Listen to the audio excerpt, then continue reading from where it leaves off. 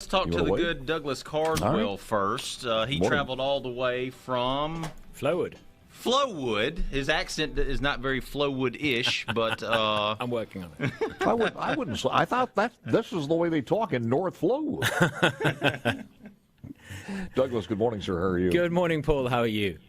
Good. Always enjoyed the previous conversation with John. Man, it's just it's a plethora of stuff. If we could solve the situations in the city of Jackson, between Jackson and the state legislature, I think we can solve anything in the state of Mississippi. I read your latest column, and man, I tell you, it's motivating. I look at it and see some things in that, and I said, geez, everybody ought to read the column, and it is posted on the website. Well, thank you. Thank you. If people want to get it, sign up for email every Saturday morning. Go onto our website, sign up, and you'll get it every Saturday. Because a lot of times we who are born and raised here, we don't see the state.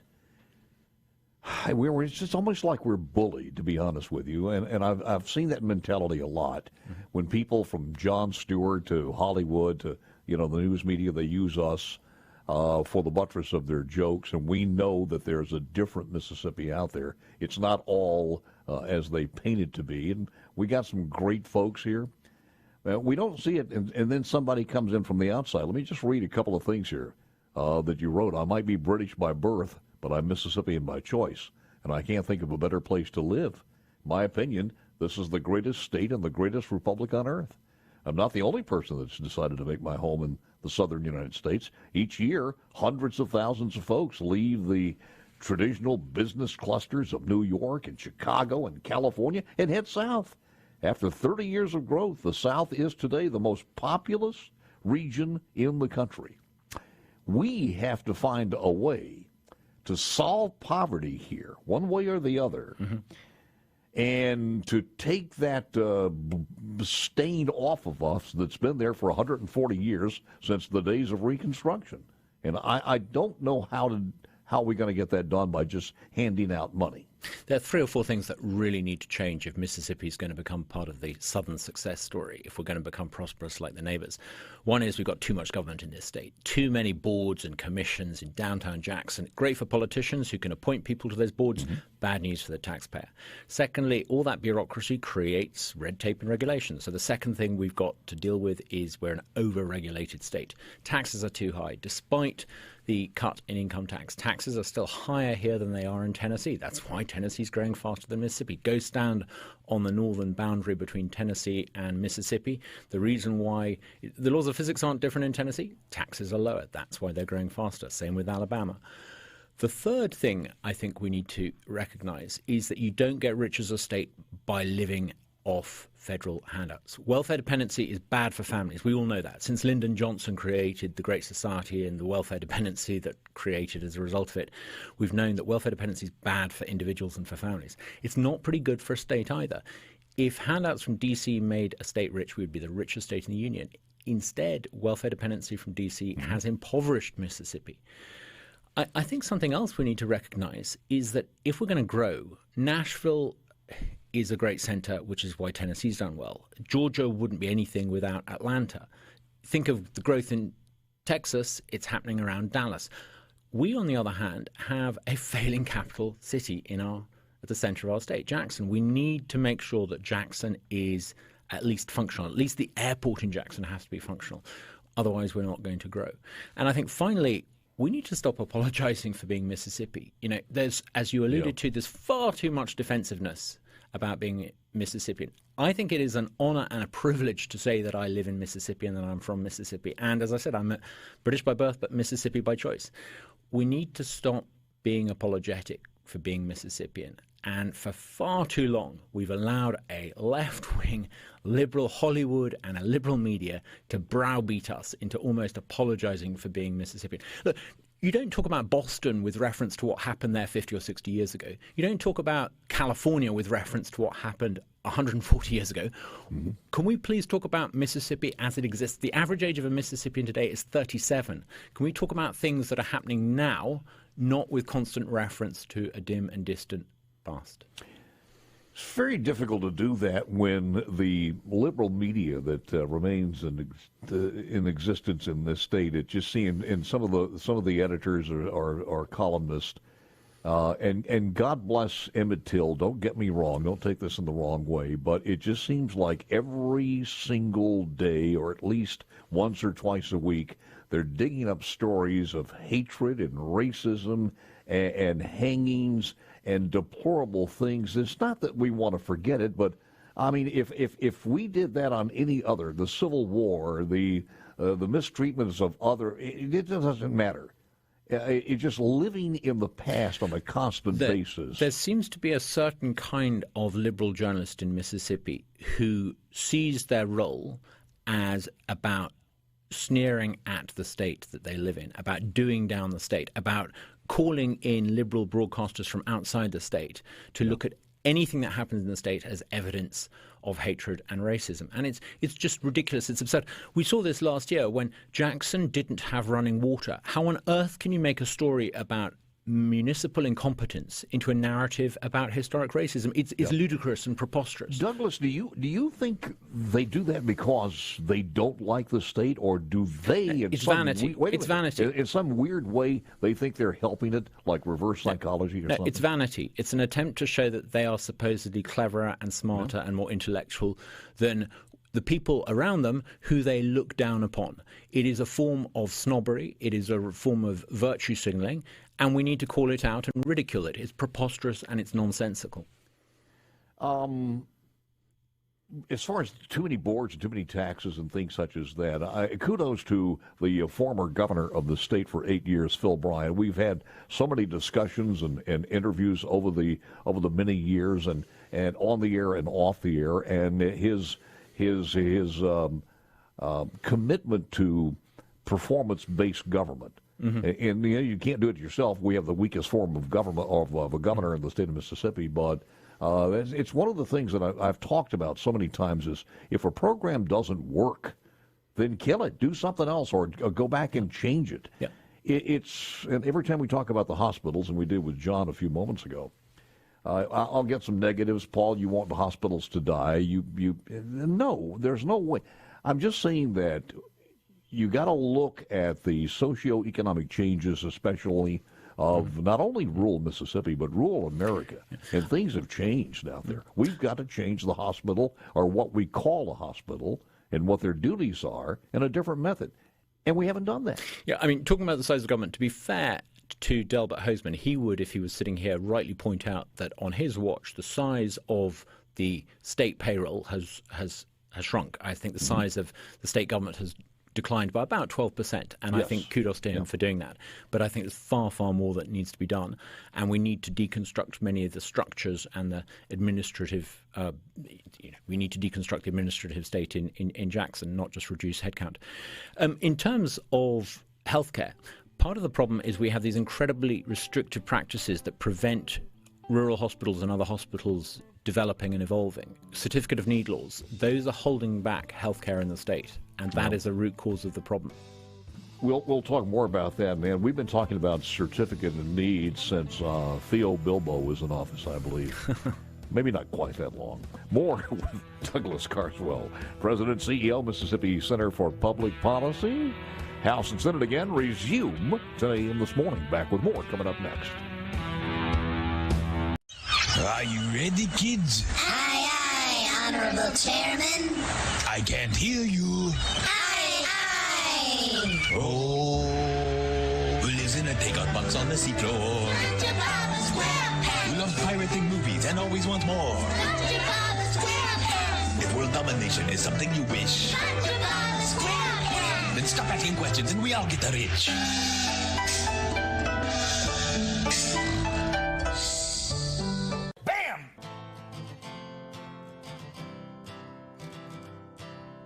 Way out past the canyon, windows down, I can't see the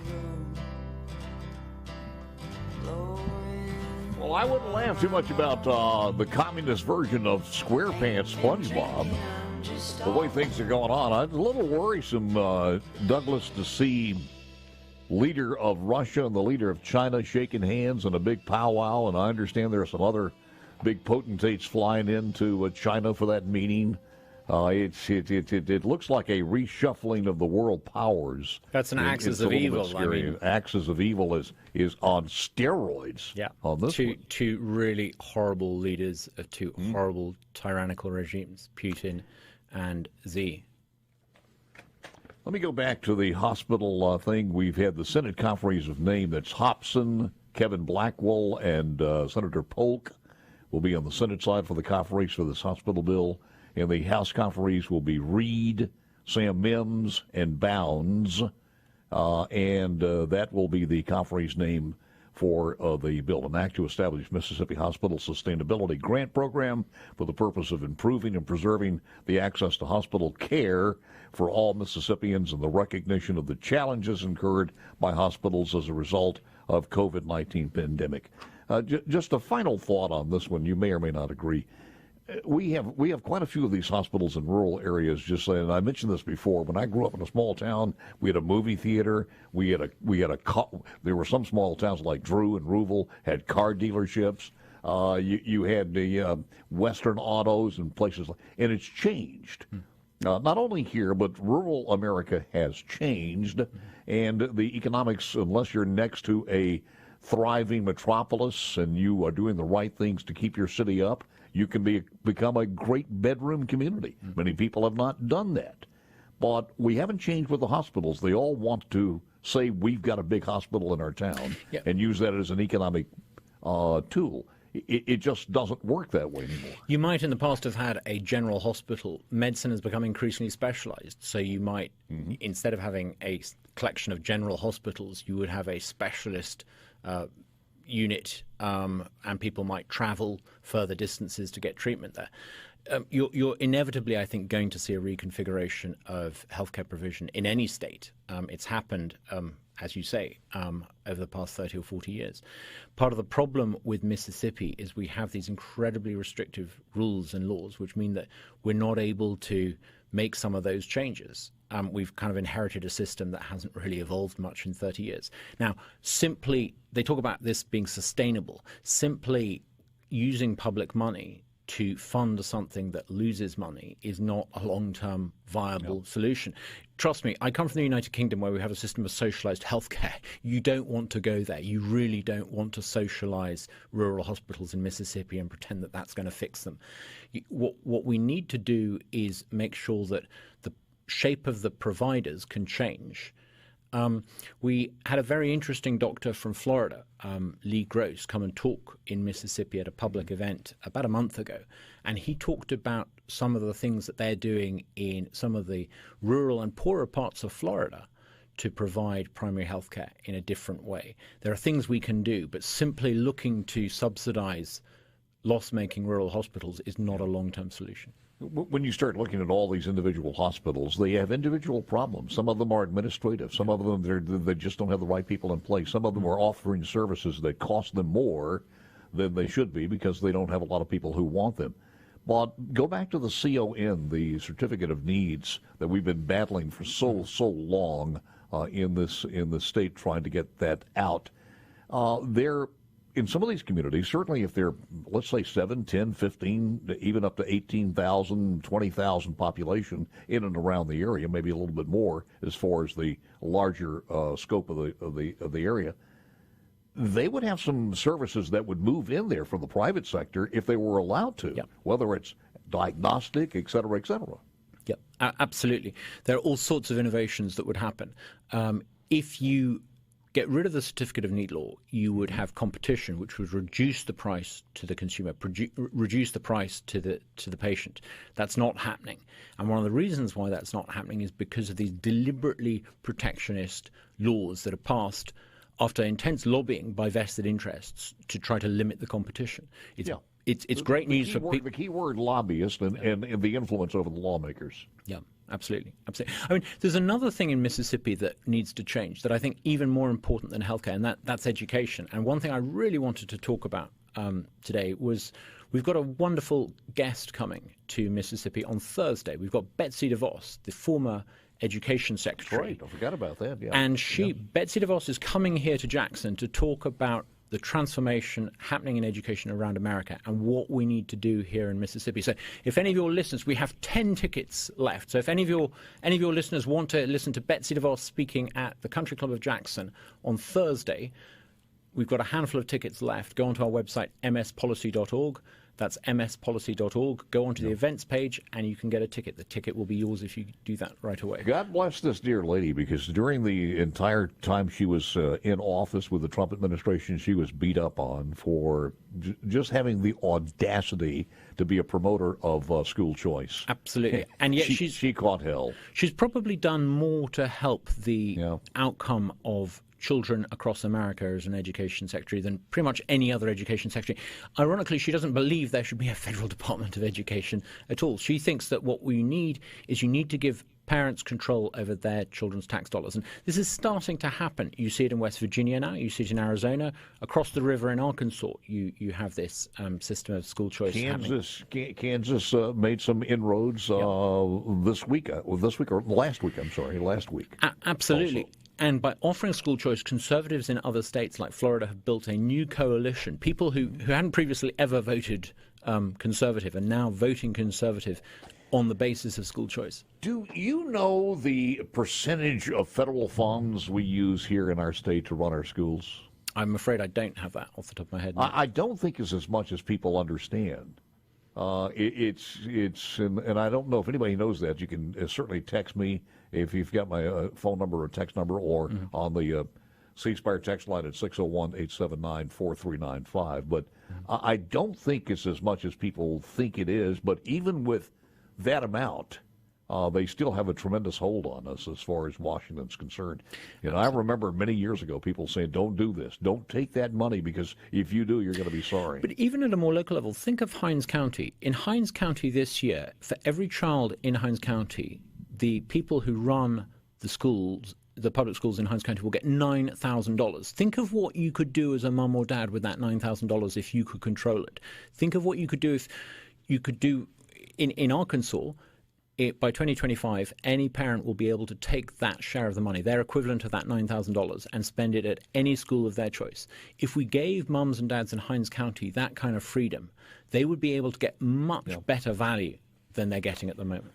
I don't disagree with you, and I always look at this. How are we doing? How are we doing out there? Are we achieving our do it as Deion Sanders would do it? Are we getting? Are we seeing some success in here? Then you look at it generation after generation after generation, certainly in the Mississippi Delta and the inner cities of our state. When you go back and you look, oh, here's how good we're doing. Guess what? We have 100% of the students in most of the Delta schools on free food. 100%. They cannot afford food at home. And even at COVID, when they had to shut the schools down, you could still come to the schools to eat, because if not, you'd starve. How are we doing dishing out this money? You've got some really first-rate school board districts, Rankin, Madison, DeSoto, and others, particularly down on the coast. But you've also got a lot of school board districts that are continually F-rated. And if you look at ACT scores, Why is that? Well, because the school boards in those districts are primarily run in the interests of the payroll, the bureaucracy, the superintendents, the people whose livelihoods depend upon spending that money in their interest. It's economic development for them, not school, not kids. It's not spent in the interests of the kids in the classroom. And incidentally, it explains why the amount of money we have per pupil in Mississippi has gone up, but teacher pay hasn't kept pace. Teachers aren't getting their fair share of the money either. We need, I think, to give mums and dads control over their share of the money, because then they would spend it in the classroom. It would get through to the actual teachers. It is. It's one of those truisms that's always accurate. Competition weeds out the weakest. Yeah. Competition is a good thing, and in a government form, pure socialism, which is government schools, competition dies there, and we know Absolutely. that. Wonderful. It's always good talking to you, sir. Appreciate it very, very much. Thank you. I understand that one of the greatest things that's happened to you is you've been called a carpetbagger by some of the liberal media. I take that as a compliment. Yes, and you should. Plus, they probably don't like that you're a pretty good tennis player either. Well, I wish I was. Sadly, that's not true. I'll let you and the net Perez keeps argue getting in the about that way. one. The net keeps getting in the way. Douglas, thank you, man. Appreciate it very much.